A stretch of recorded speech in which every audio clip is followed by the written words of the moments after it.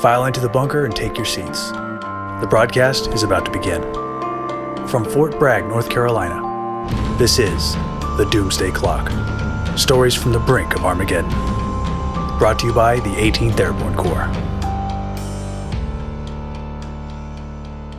Welcome back to the Doomsday Clock podcast. This is Joe Bacino here.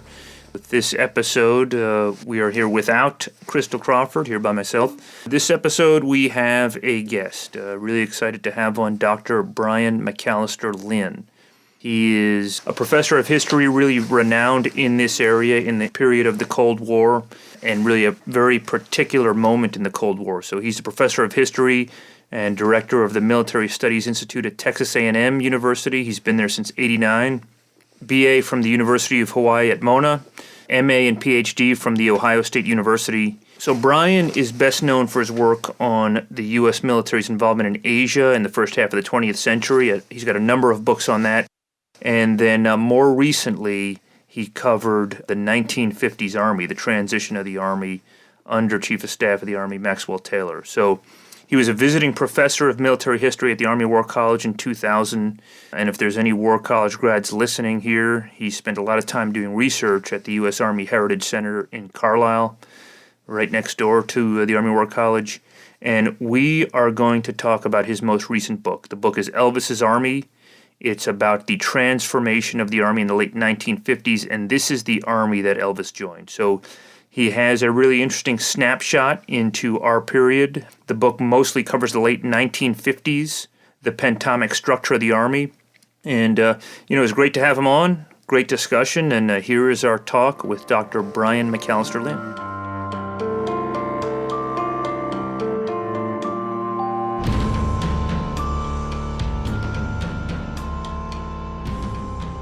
All right, well, we've done your introduction, and we will just sort of get into it. One thing that's interesting, Brian, you and I are talking here December 8th, 2020. This podcast will come out, months after the fact in 2021.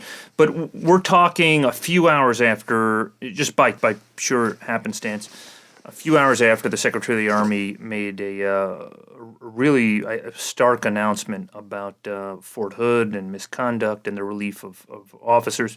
One thing that's clear, we're talking primarily about Elvis's Army. Some of the ideas here are timeless. We are at the moment you and I are talking, are an army in transition, at least in some kind of a transition, coming out of the Middle East and years of counterinsurgency, and presumably the new administration will be focused more on great power competition, continue that focus.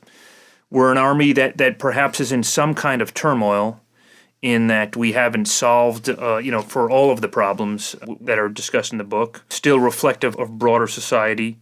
And we are an army whose strategic advantages are eroding, at least somewhat. And that's all manifest throughout the book, throughout the period you cover in the book.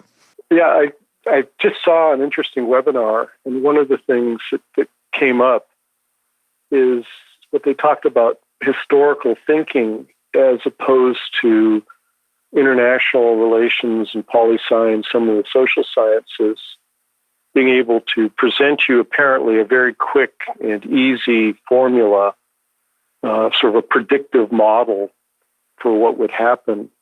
And as you can see from looking at Elvis's Army, it's actually, once you start unraveling things, it's very, very complicated and doesn't lend itself to easy solutions. But on the other hand, it's very flattering to think that people are looking back to things like the Cold War and to great power competition, and not just deciding, as they did, I think, right after the Gulf War, that the United States was the sole superpower and could pretty well do anything it wanted to. What is interesting about Elvis's Army, and it's also true in your book, The Echo of Battle, the inception point of the book, where the book starts, is at its finest moment. The Army defeats the German war machine, the Japanese Army, and thereafter is rendered irrelevant, or at least somewhat irrelevant, by the explosion of the atomic bomb at Hiroshima. That brings in the 1950s, Eisenhower is president, and he introduces the New Look philosophy. What is the New Look philosophy, and why was it so harmful to the United States Army? Well, I think Eisenhower wanted to drastically cut budgets. He was a child of the Great Depression. And I think there's always that fear that they were going back into the Depression. And the second thing he thought was at the time he made the decision, he thought that the United States would continue to have an overwhelming atomic monopoly. And by the time he was leaving office, of course, that was no longer true. But the new look was in many ways, ironically, what he thought of it was a strategic vision that had a very short lifespan. And, you see the same thing nowadays. There's a great wish to cut back on military spending and to go to it on the cheap. And some of the other services are much more glib in promising that they can do things on the cheap. Right, and Eisenhower put a lot of faith in the early moments of the Cold War. He put a lot of faith in strategic bombing and strategic bombing in the Air Force. And to offset those costs, he looked to reduce people, which people cost a lot of money. Right. And the other thing that Eisenhower did is, he was a gambler. And I think people often forget that his idea of fun was to play bridge and poker. And, he had a gambler's instinct. It's not what you would think of when you look at him, but he gambled that a large atomic war would not occur, and that because of that, the United States could cut back on military spending. And when he made the decision that the Army would get atomic weapons, on one hand, that was a gamble that was sort of saying that every war is going to be atomic. And on the other, a way of sort of forcing the Army to take on what he thought was going to be a cheaper weapon system. It didn't work out. And I think that's something that's very useful to look at the 50s is why don't these, he's a very smart person. Why don't those strategic gambles pan out when you start implementing them? That's right, yeah. And so what he felt, his philosophy, at least in part of it, was we demonstrate the capability to destroy Soviet cities. They will not use their capabilities, and we will have some sort of a standoff here. We can deliver these capabilities through the Air Force, and therefore the Army is relegated effectively to controlling cities that have already been bombed out, going in after the fact. And you don't need a lot of people to do that. Mm-hmm. And of course, what he didn't anticipate was essentially you wound up with a strategic nuclear standoff once they got their ICBMs. And in Europe, which was the great fear, a tactical standoff because our atomic-capable army could stop their Red Army from invasion. What he didn't anticipate at all was what became known as the Third Challenge. All these, things like Vietnam and Laos, the Dominican Republic, all these small-level contingencies. His master plan didn't factor those in at all. And, his successors had to deal with the great gap in his strategic vision. That's right. And so his chief of staff of the Army from 53 to 55 was Matthew Ridgway.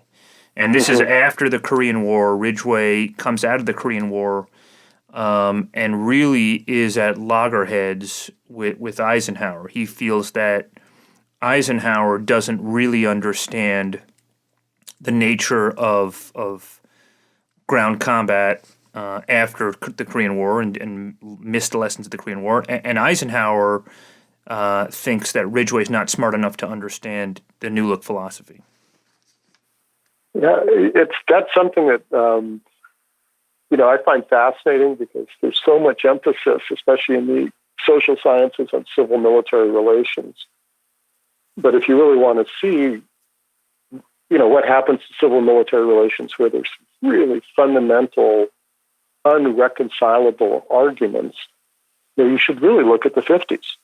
Matthew Ridgway views all-out atomic war as both militarily suicidal and morally wrong. You can't. You're claiming you're going to liberate the masses under communism, but your plan to do that is to incinerate millions of them. There's some cognitive dissonance there, and of course, the Air Force doesn't want to hear that, because the Air Force at that time had a very we're not going to pay any attention to civilian casualties because we don't want to hear about them attitude. Curtis LeMay's famous for bomb them back into the Stone Ages. And so the Army's in this really interesting position of making a moral argument in many ways against war, or certainly against all-out atomic war. I very much admire Ridgway and Gavin for having that courage to not go along with a view that they viewed as, with a strategy that they viewed as immoral, but sort of saying, no, these are the implications, Mr. President, of what you are advocating. It took a lot of courage. Yeah, I've heard this attributed to Kissinger, and I've also heard it attributed to Ridgway. So I'm not sure where this comes from. But New Look has been described in a very sobering phrase as suicide or surrender. Effectively, a war of this kind with the Soviet Union, you're giving up American cities to a second strike, or you're allowing the Soviets to plow through an ally. Right. Yeah. And I think that's a fair description. And of course, this is where the people at RAND got into games theory and who was doing what. How would you convey that you're actually going to do this and so forth. I just think too that for the Army at this time, watching this discussion, while they've got so many other issues that are so much more practical, must have been a really difficult thing to go through. That you're watching a discussion going on at high levels that seems to be completely oblivious to the very practical problems that people are facing out in the field. And I credit Ridgway for never forgetting that he was the chief of staff of the Army and that he had to look after the Army first and foremost. That's something that was very difficult to do in that environment. And he really tried to do his best for the Army. Well, it's just a tough time for the Army. So 53, 54, 55, even 56, we're coming out of Korea, and the American soldier comes out of Korea injured, in some cases didn't survive Korea. We had a lot of soldiers killed in Korea. Soldiers, you even see the pictures, we're 70 years removed this week from the Battle of Chosin Reservoir. You see the soldiers that they're freezing, they're dirty. The Air Force comes out relatively unscathed by contrast. And the Army, the Air Force in this moment is a cool service. It's a technologically advanced. It's a really sort of an exciting thing to join, and the Army is a bit of a throwback to the World War II fighting force. Mm-hmm. Yeah, and I think one of the things that I again, as the chief of staff and sort of the generals who came out of that, I think came out with a very clear idea that they didn't want to fight another Korea, but that they were also determined to reform the force. And I think they did this in a couple of ways. I mean, some of it's just very basic. They went and restored the initial training and made it much tougher. Ridgway really tried to restore unit pride. It turned out that the personnel system didn't work to allow him to do that. But the gyroscope plan was a way to sort of restore the regimental spirit. I think they did a great deal to try and improve the officer corps and to sort of revive the school system. And this sounds, that I'm probably preaching to the choir. And I know that some officers, when they hear this, are going to say, well, this is basic, we learned this back in ROTC. But I think that was very, very important for him to get back and say, what do we do really well? How do we restore morale? How do we restore spirit? How do we get back to being the Army that we know we want to be? And for the most part, I think he was pretty successful. There's a huge cut in personnel. The Army loses about a third of its personnel from Korea to the end of the Eisenhower administration. That's right. And by 1956, the Air Force budget doubles the Army, more than doubles the Army. Right. And I think one of the things we can take away from the 50s is no one thinks it is how to adapt in a environment that's one of cutbacks, reductions, and being in a way second fiddle to another service. There's a lot of stuff on wartime adaptation and a lot of work on adaptation based on here's what we know happened in the next war, and we're going to work back from there and tell you why you should have had tanks in 1926. But to look at an army in its complexity, trying to deal with worst case scenarios, I think that's uncomfortable. But I think it's got a lot to teach, if you will, in the current environment. Because as you know, there are some people who are saying, well, we don't want ground forces anymore. We can all do it with special forces and with drones and with high tech. And, the Navy, I'm cynical about this, but the Navy seems to be doing what it did in the 1920s and 30s, which is let's borrow the Army for our Pacific commitments as long as we need them and then push them to the side. So the 50s are really a great case study of how to deal with adversity and how you can make an organization better. Because there is no doubt that it's a much better organization by 1960 than it was coming out of Korea. And it did it with a lot of changes that most people said are going to destroy it. Nowadays are just people say, "Oh, that was a drafty army." But, there were some really good things about it. Desegregation. A lot of people said, "Oh, once you break down the racial barriers, it's going to destroy the military. Once you have educated soldiers, it's going to destroy the military. People can't deal with high tech. That's going to destroy the military." All these things that are dealing with big changes, they had to assimilate it.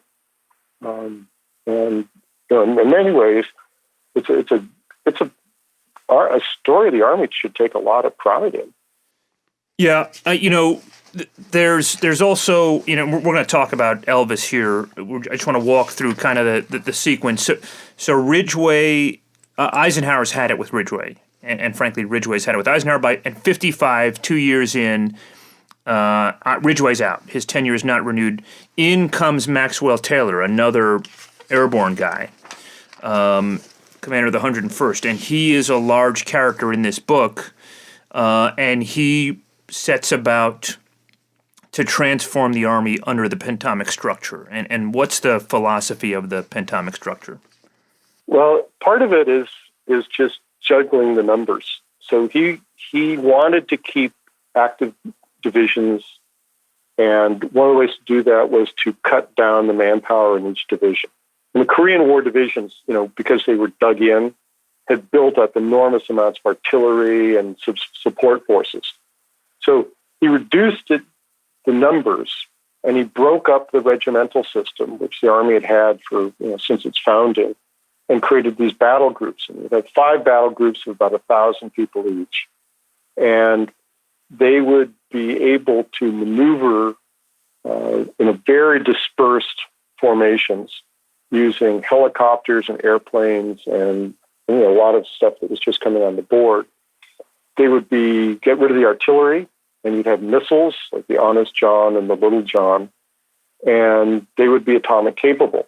So the idea of pentatomic is, of course, 5 battle groups, that's your penta, and then atomic. And the 101st was the first pentatomic division. He reflagged it. And he borrowed James Gavin and other nuclear theorists' ideas of tactical atomic warfare, this small units with massive firepower being able to operate over a battlefield that might be 10 or 15 times larger than a World War II battlefield.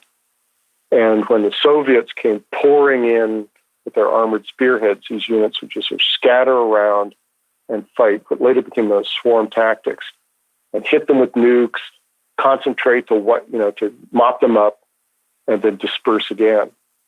And this was the way the Army was joining the Atomic Club, and was also breaking with its World War II Korea, dirty, nasty, stuck in the mud image. That's right. Yeah, and a lot of this relied on technology that wasn't quite there, and still isn't there. Yeah. It's vehicles and the like. Yeah. In one way, it's working. But I had a friend that was working on some of this, and he said, the thing that really screwed them up was the radio, because they go into this, with these massive World War II radios, and the transistor radio revolution occurs. But you run into the same thing, by the way, with computers. But the capacity of the transistor would almost double every year. So by the time the Army had tested the system and got it out in the field, it was already like 3 years obsolete. So the average GI, with his transistor about the size of a cigarette pack, and had in many ways better capacity than some of these massive great radio stations. And of course, that sounds like a really tiny thing, but if you're popping atomic weapons around, you really need to be able to communicate with your soldiers and get out of the way because something's coming in. And they never could really overcome that. And that was just one tiny glitch of everything else can work, except this one tiny bit isn't quite moving fast enough in the production chain to be useful by the time we really need it.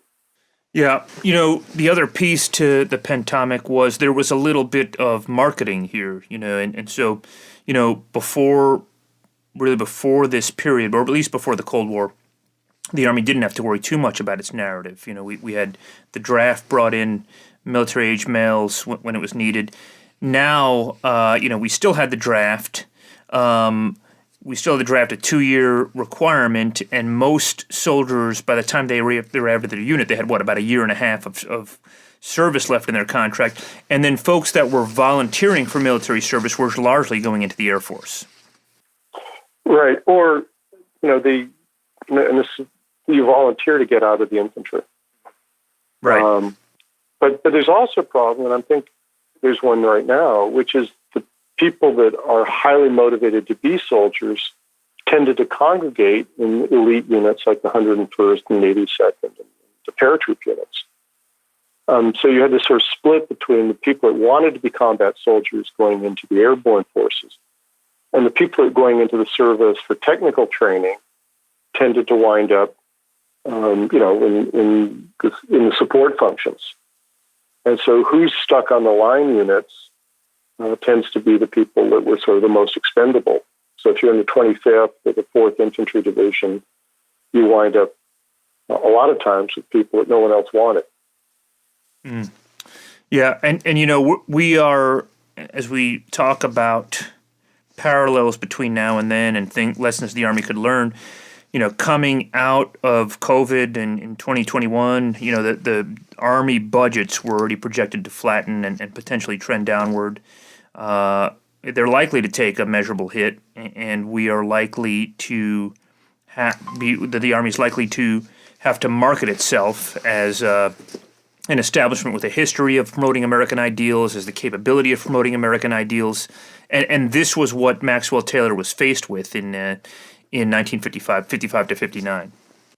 Mm-hmm. And one of the, again, I don't think the Army might want to go down this path now, but they did a lot of surveys on why people joined.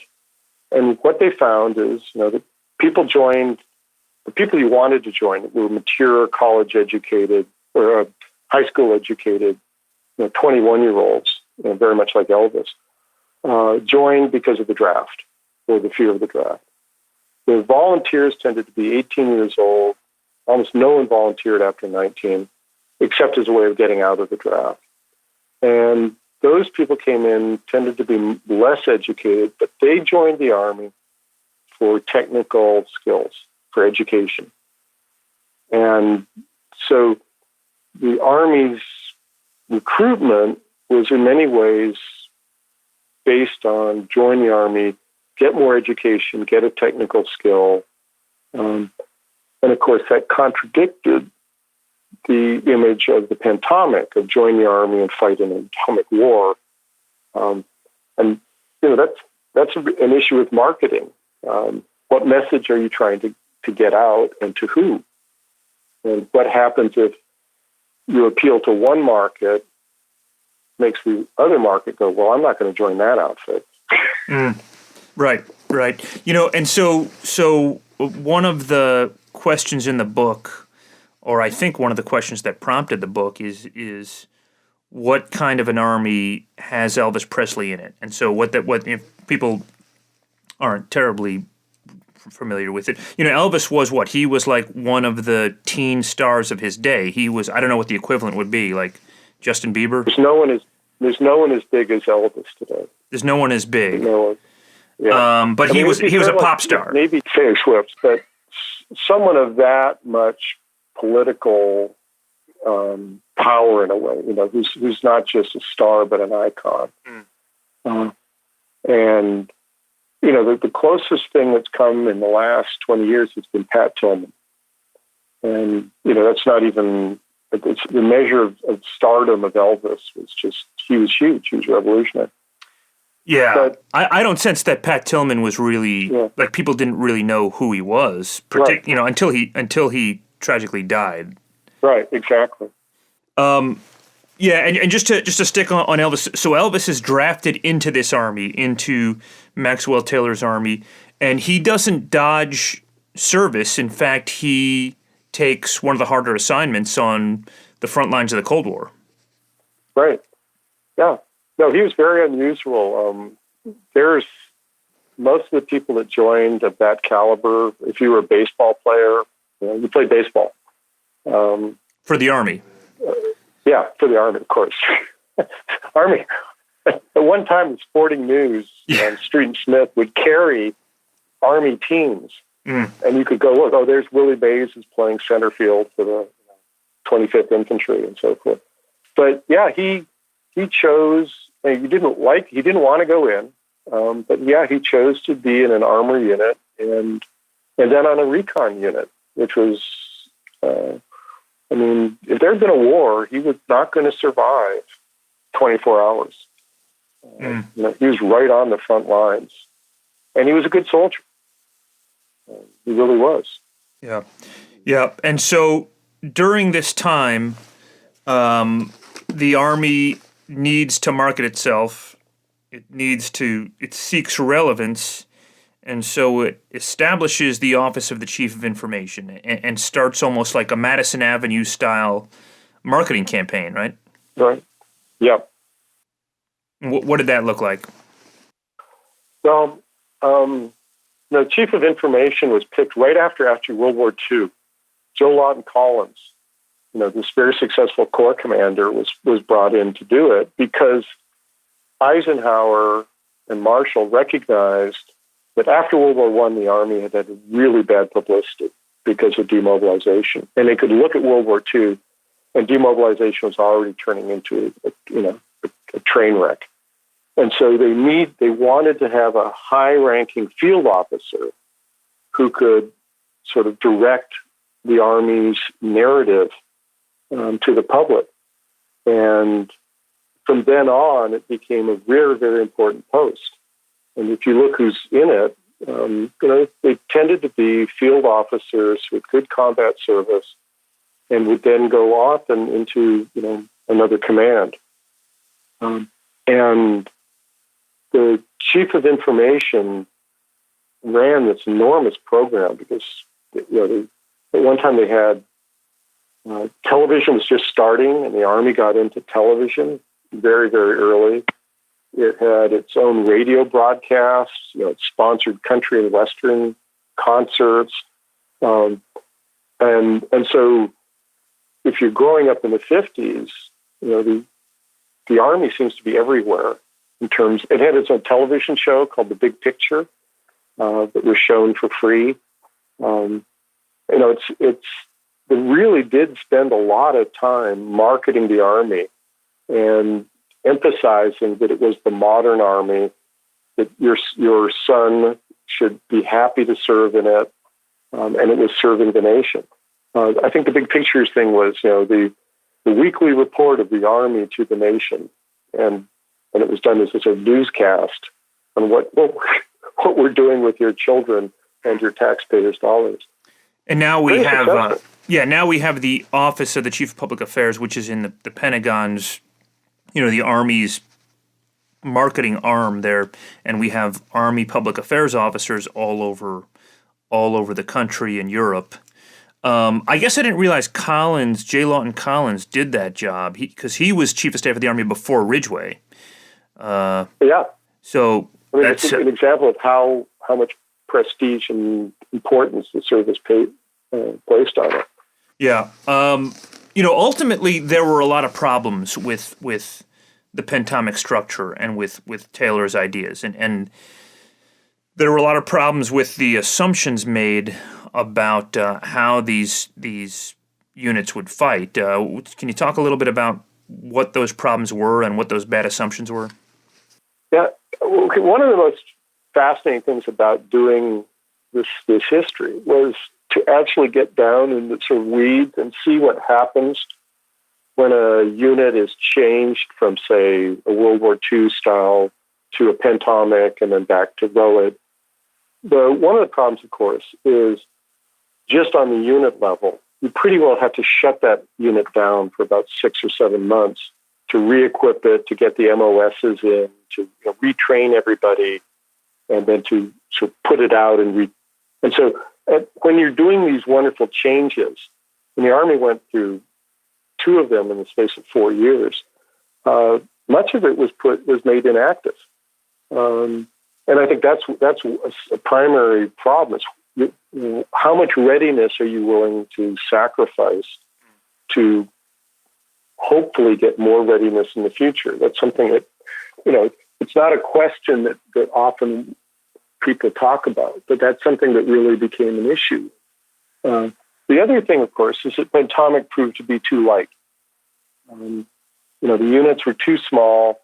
They couldn't be controlled with the technology at the time. And in many cases, what happened is the officers in charge were overwhelmed with information. And this became very problematic as firepower got bigger and bigger, and it starting to use missiles that have longer ranges and bigger payloads, is that the instinct, depending on the commander, either became to nuke everything. So any tactical problem, hit it with everything you got, or to freeze and to wait for more information.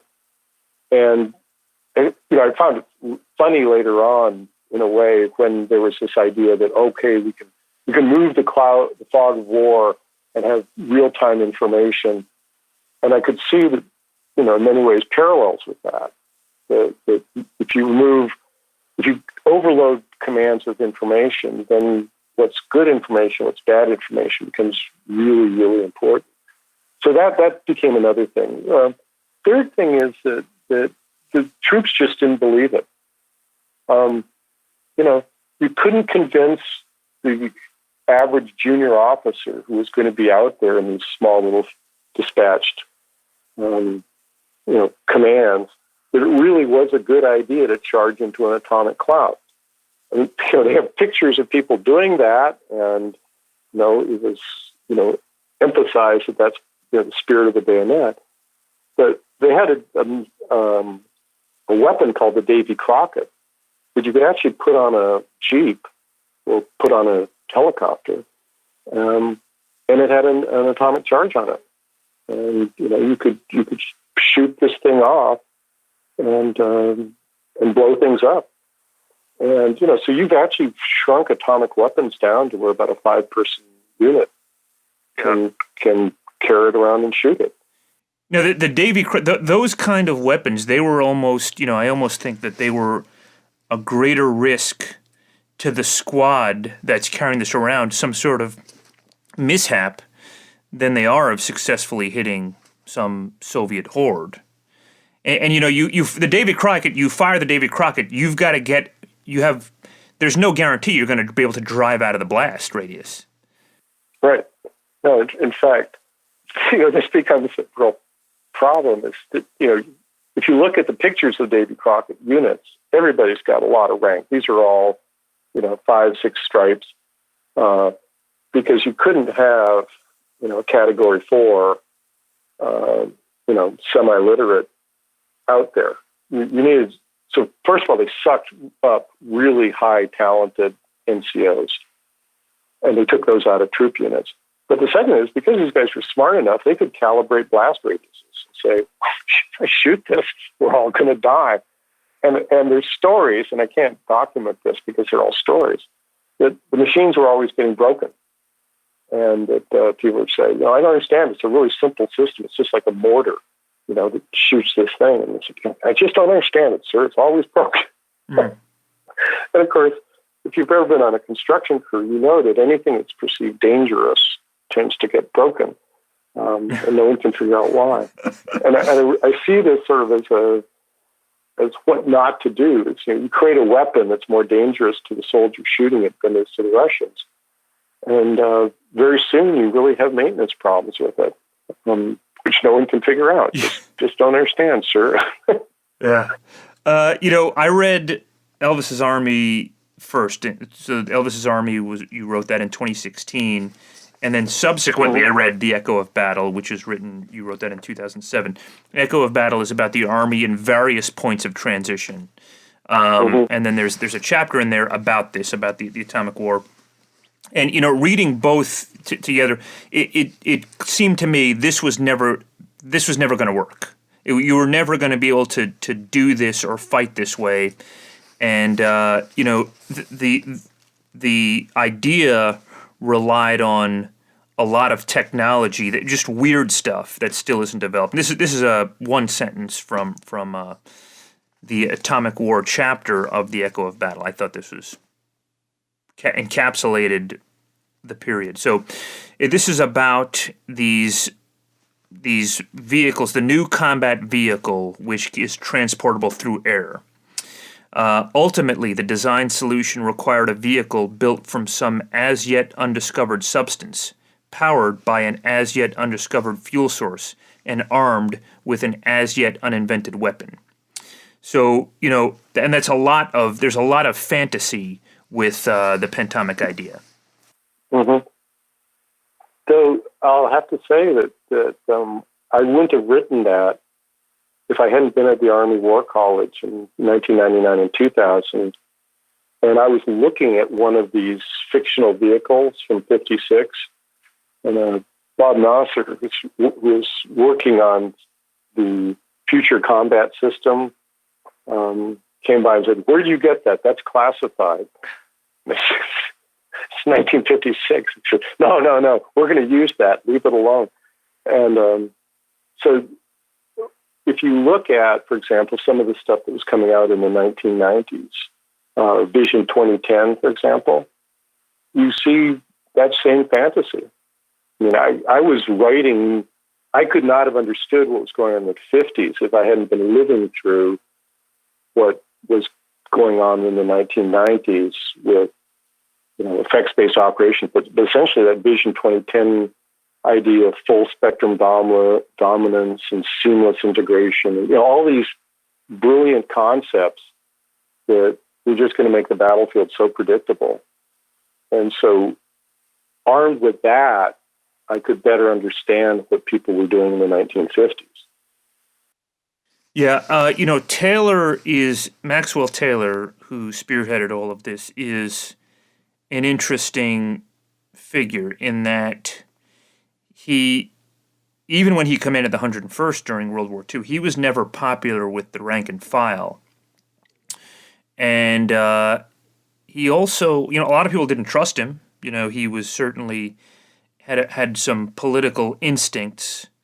And that comes through in your book, and really in both books about Taylor. Yeah, I'm not. H.R. McMaster views him, as sort of satanic figure that destroyed the army. I'm not quite at H.R.'s level, though. We're friends and I talk about it. But I do see him as a certain type of general officer that became, unfortunately, in some ways, more common. But he was someone that was very conscious of his image, and he had a manager, a CEO's idea of what a military officer was. That he was running a corporation, and that was his idea. And whereas Ridgway was, as chief of staff, was always thinking about the soldiers, Taylor was always thinking about the organization and how to make the organization show a profit. That's a very cynical way of saying it, but I think that was sort of Taylor's idea. Okay, we have a balance sheet. How do we show a profit at the end of every year? And that's sort of what business was like in the 1950s. But I think Taylor, in some ways, became a little too enamored with the 1950s business culture at the expense of remembering that essentially the Army is the most human of all the military services. And that just sort of, you can see him manipulating personnel statistics and so forth in an effort to show he's making a profit. Yeah, I was researching this period at the U.S. Army Heritage Education Center about this time last year.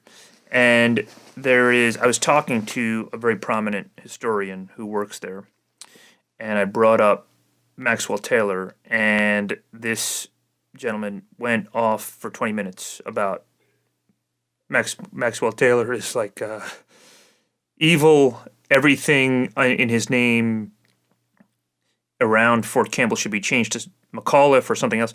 So, a distasteful figure, really to a lot of people. But, he comes out, there was a lot of positive for the Army, even if it's only in the, well, not only, but even if it's at least partly in the marketing. There's a new Army song, there's a new idea about the Army, and I've heard you say that the Army, the country looks to the Army as a transformative experience for the American youth. Mm-hmm. Yeah, that's something that, again, I'm not sure if it resonates now as much as it did. But there was a real feeling, if you look at 50s culture, people think of movies like Grease, and the sort of hood with the leather jacket and the switchblade. And there was a feeling that everything had failed, the churches, the school system, and the Army was where you sent young men or young boys to get turned into men. And, it's even the draftees who had, did nothing but complain about it. We talk to them now, though they're beginning to disappear, and they all like their Army service. They're all very interested in the Army. I mean, the Army, I think so often people want to see an immediate return on that service, and if people coming out are not happy with it, they get very upset. But there's a long time sort of benefits to having people in service that might not appear until they're 40 or 50 or 60. And And I think in that way, the Army was, a real transformative experience for all sorts of Americans. I certainly, when I grew up, I always thought, well, I'm going to do my 2 years. I'm not going to like it, but that's what I'm going to be doing. Yeah. Yeah. It's interesting because the Army I came into in 97 was at least held on to some remnants of this kind of philosophy. I was led by almost like the last of the Cold Warriors. And coming into the Army was a reshaping, for enlisted soldiers and for officers in a lot of ways. I don't really sense that the country looks at it that way anymore. Yeah, but again, it's early days. The Army is going to have to. We talked about this earlier. The Army is in this process where it is rethinking its identity and what it's going to do, and if it is going to go into, high-level warfare, against peer competitors, that's going to put much more emphasis on, in some ways, more technical expertise. It might have implications for this, who you're starting to recruit, and who's valuable now. So I think that in many ways you might find that in a couple of years, especially if the economy continues to get iffy, that people want to join the service partly for patriotism, but in many cases for very practical benefits. And then it's the Army's job to convince them that they want to stay. Yeah. One thing that I think really resonated with me is the idea in the book in the 1950s of these enormous sort of scripted training events where observers come from outside, there's press that comes from outside, dignitaries come to watch these shows. And, soldiers don't really get dirty. They have the newest equipment and things go on without a hitch. But nobody gets trained, really. In fact, the units, it seems like a lot of these units expended so much time and energy putting these shows together that they degraded readiness. Yeah. And that was certainly the case for the airborne units. Yeah. Because they were the Army's public relations ambassadors, and you couldn't have one of these without an airborne drop. And so, but then the other units that got screwed up were the ones that were sort of because this all had to come out of force structure. So if you're going to have one of these big exercises, then essentially they would assign a division, and that division would spend its year, instead of training, it would be doing all this preparation for the exercise. And then it would usually be the opposite, the aggressor side. And, so they would get almost nothing out of this except the privilege of having the 82nd drop on them and, declare victory. Right. And the re-enlistment rates in those units was very, very low. Because it wasn't any fun to get beaten up every exercise. But again, there's a really interesting story. This time, a lot of the airborne units attached to some conventional divisions. So the 25th Division had an airborne force, and it was deployed over into Asia as a ready strike force. And this person from the 82nd said that his level of training and readiness went up astronomically once he was out of the 82nd. And he was with the 25th, because he said what we did then was train for war and not for these gigantic public relations events. Yeah.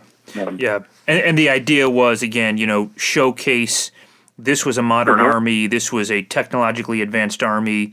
It was a place where you'd learn cool things and frankly you'd have fun and not get dirty. Yeah. So it's if you look at some of these, I mean, the big picture has several of them. As you can watch them on TV. In fact, I assigned my class last year. They had to watch an exercise called flash burn. It's one of the first to use atomic weapons. There's an element of unreality, but there's one of the things that's really interesting there is you watch and you can see that the Army is this incredibly diverse organization. At a time when you had segregation all over the South, here it is, black officers leading white soldiers, and they're like, wow, this is really a transformation that's going on. At the same time, a tactical maneuvers going on. That's not, again, something that might be relevant today, but that's something that when the service now talks, if you read the vision statements about getting the best soldiers and getting this was an organization that had to deal with all these changes that are going on inside of it. And in many ways, that might have been what people in the field were really getting out of it. The exercise looks really, flashy, but the fact that all these other changes, draftees are learning, military service, people from all over the country are learning to work together.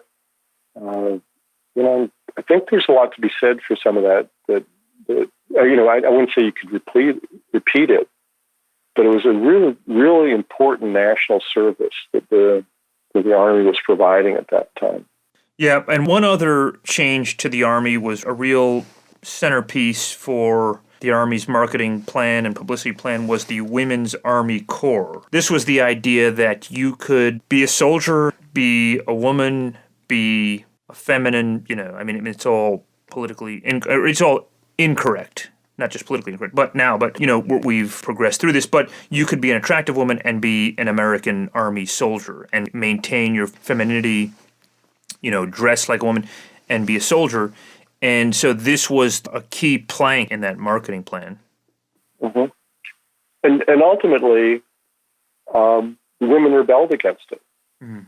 I mean, one of the major, it cracked for two reasons. One of them was after Vietnam, they needed people in all these high-skilled MOSs, and they couldn't segregate them by gender anymore.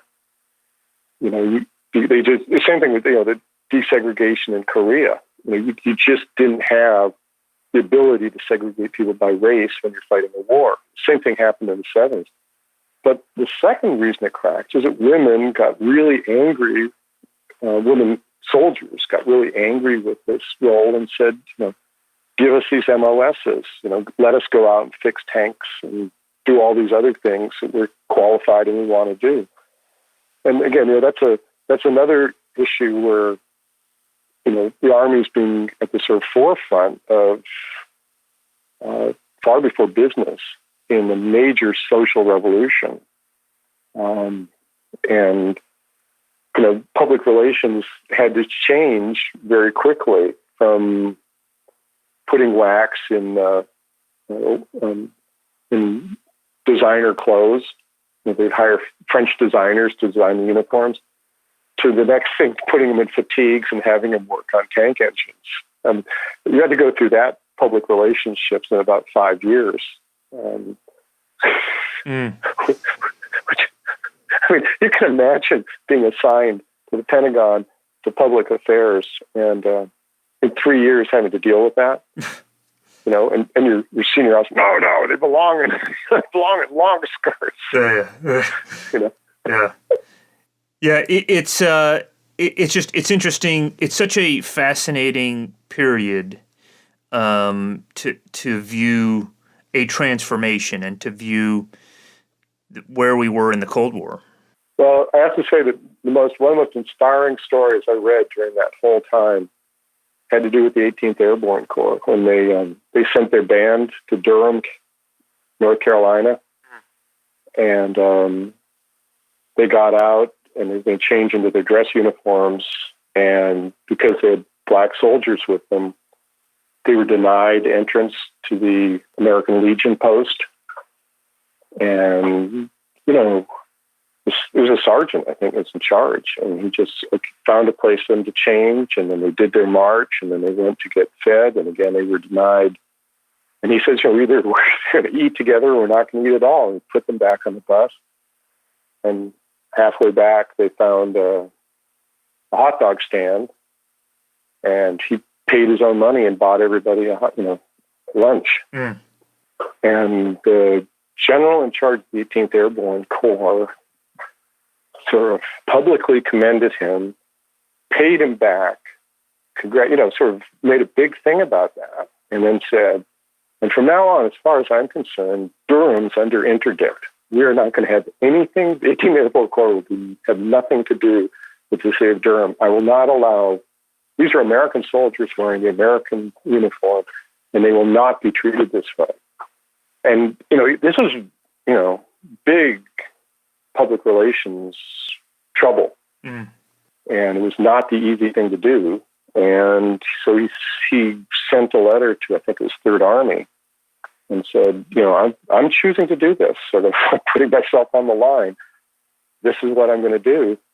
And the Third Army guy says, I absolutely agree with you. And, Third Army is going to put Durham under interdict too. Mm. And I thought, that is, in that time and place, a huge step to take. And it gets back to the Army being about, American people and about soldiers. Those sort of decisions that are made that have enormous impact in small ways. It's one of the reasons why the 50s is so exciting, is that if you try and read it just as people are trying to do the future combat system as just technology, you sort of forget that this is an organization that's, again, the most human of all our armed forces. And so much of the changes that are going on are about those changes going on within those officer corps, within the enlisted corps, the NCOs, and so forth. And that to me is sort of the valuable part of Elvis's Army, is it's saying, yeah, this is going on in tactics and this is going on in training, but this is also going on the personnel piece. That, I think that ultimately may be one of the things that the current service is going to, find out is sort of its bedrock. It's the people that's in uniform that really are what's really driving towards change. Yeah, and I think that's probably a perfect way to land this discussion here today, on a day that the Army made a very significant announcement about its people, and we now put our people first. That is the Army's philosophy. And so, all of these trends circulating through the Pentamic era, the atomic age of the Army, and the book Elvis's Army are now so relevant. And, we just thank you so much for your time, for your scholarship.